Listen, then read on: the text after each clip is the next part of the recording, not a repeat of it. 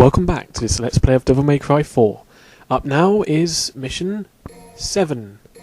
And we get a new area too, isn't that lovely?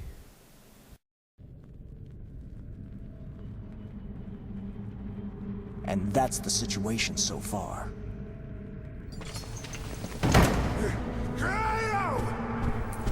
You knew it all along! How dare you raise your voice in the presence of His Holiness? That arrogant kid possesses demonic power! Absurd! Absurd? Don't play me a fool! Is he not your subordinate? He resurrected Yamato! It's your fault! It's your responsibility! Crater, Yes, Your Holiness. can you apprehend this boy? If that is your wish. Though who will then track Dante? I will find Dante. You can guarantee his capture then? Absolutely.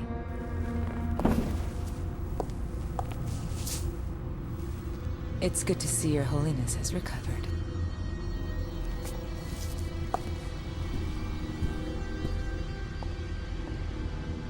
Is she reliable? She once brought us the sword Sparta, and hastened the completion of our savior. But she remains almost a stranger to us all. Which will only concern us should a situation arise.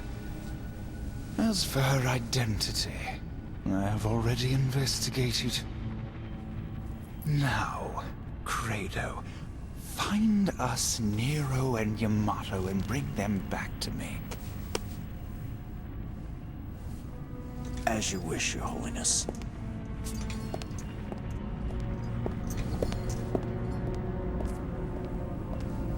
That menace, Nero, appears to be quite close to Kratos' sister, Kyrie.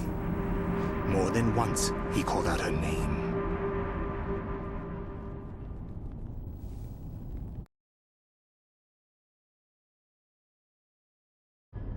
Okay, so first things first, after this, let's get a new power-up. The one I've been mentioning quite a few times, down in abilities, air hike. In other words, double jump. It's surprisingly useful for dodging, and just getting around easier, I guess. Now this area at the start is actually a very good area for farming red orbs. In case you didn't know, you see that red crystal over there, you run over, use your devil trigger, which we haven't seen before, and you get lots more red orbs for your efforts.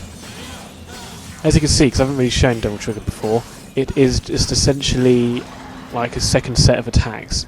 And a ghostly figure appears behind you, and every time you attack, that ghostly figure attacks too, so it's like an extra hit for your buck. And also, if you grab an enemy whilst using devil trigger, it does a different grab slightly. It usually does a lot more damage, so it's very good to use on bosses as well. You get a lot more damage, and it just looks awesome. Here's also another new enemy. They're seemingly completely useless at first. They just walk around slowly, you use a buster and they're dead. Weak. Useless. But of course there's something up their sleeve, otherwise they wouldn't be in this game. We're about to find out what that is very shortly, just you wait.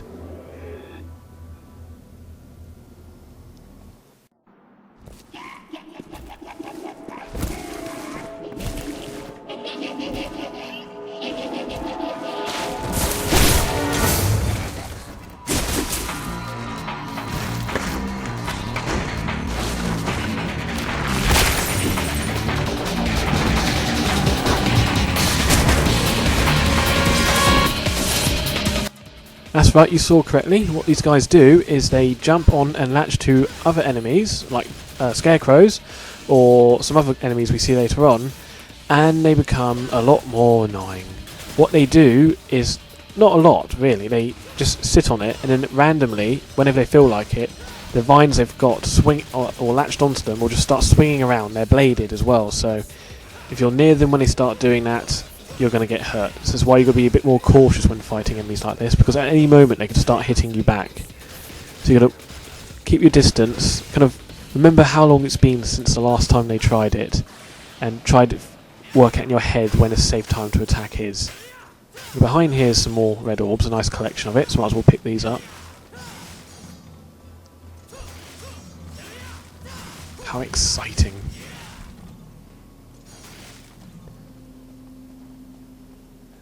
And any health in that one? No? I think this one has health. If I can shoot it. There we go. Health. I don't really need it, I just wanted it. And here's another new puzzle element.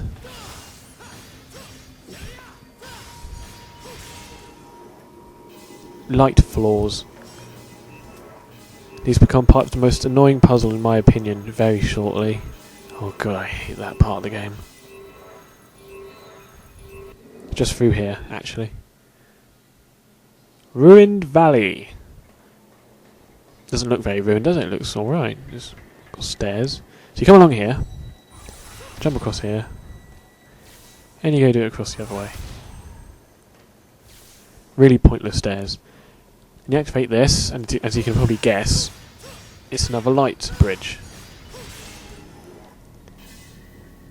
That's not too bad. You just follow the path along. But then of course a couple of these bastards show up. And if you fall off, you fall down into an area with more of those plant guys attached to scarecrows, and it just makes your life a hell. So you've got to try and get off the cloaks as quick as you can, finish the enemies as quick as you can, to be very quick at finishing them off, and be very stylish at dodging their attacks. Because if you did... Poking's not too bad, it's when they do that attack when they hit you at the base of their body. Oh, that was close. If you get hit by that, you're more than likely going to fall off.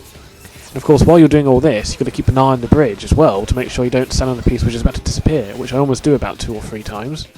I almost had a panic attack there. So, you know, when I first had to do this, I fell off at least 2 or 3 times, and it's just frustrating. You fall off, you have to fight a room full of enemies to get back up. You get back up, and if you fall on, you can just fall and do it again. And you can do, there's no limit to the amount of times you can fall off. It doesn't go easy on you.